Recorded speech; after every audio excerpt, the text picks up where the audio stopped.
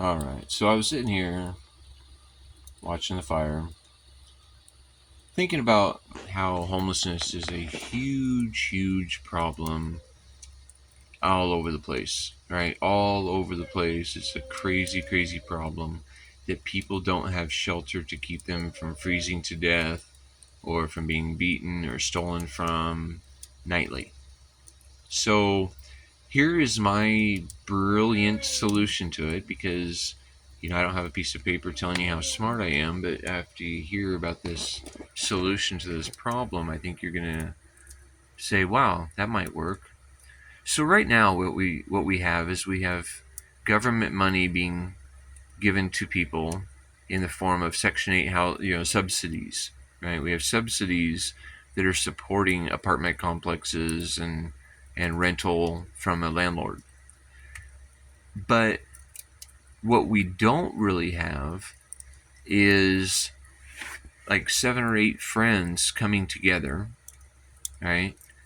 And each using the money that the government would be giving to a landlord, like a corporate bank account, because that's where the money's going, right? It's going into a bank account where it's not really going to be used.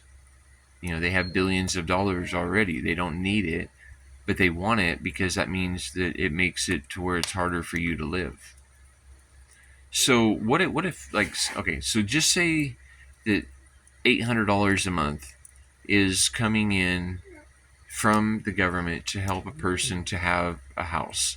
And we're talking about people with disabilities, or we're talking about people that are unemployable,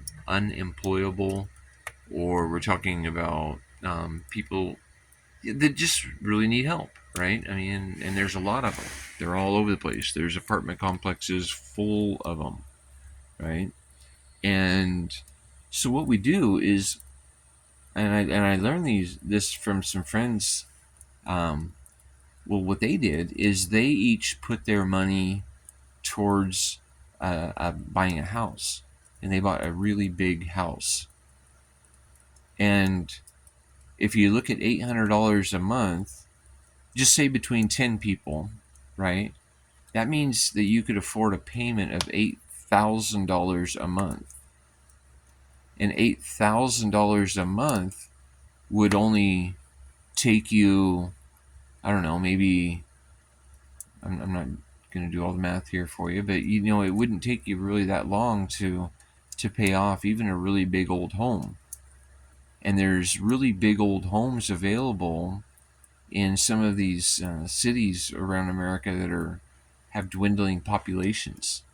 I mean, everybody wants to live in Seattle or LA or New York or Phoenix, but um, I mean, there's a whole lot of other places that people could be living, and if they pool their money together, they can buy a big old farmhouse, or a big house in the city if you want to. But if you buy a big old farmhouse, then you got some land to be able to grow some trees for the things that you'd like to eat and share with your friends. And when everybody's working together, instead of it going into a bank account, it's going into assets that make your life easier. And when people come together, many things can happen.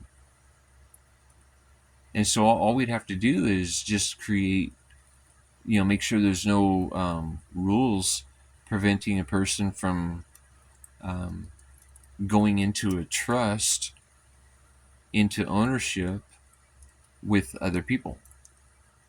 Because, like an apartment complex, you've got a whole bunch of people living in one building, but yet they don't have a trust with each other. They just have a contract with the landlord, right?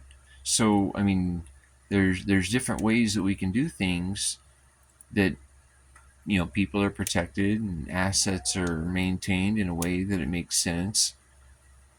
But really, this idea that only one family per house, and then 90% of the time, the toilet, the shower, the kitchen, the laundry, all of these things aren't even being used. They just sit there, right? And if everybody's trying to buy all these things, that's maybe the definition of insanity.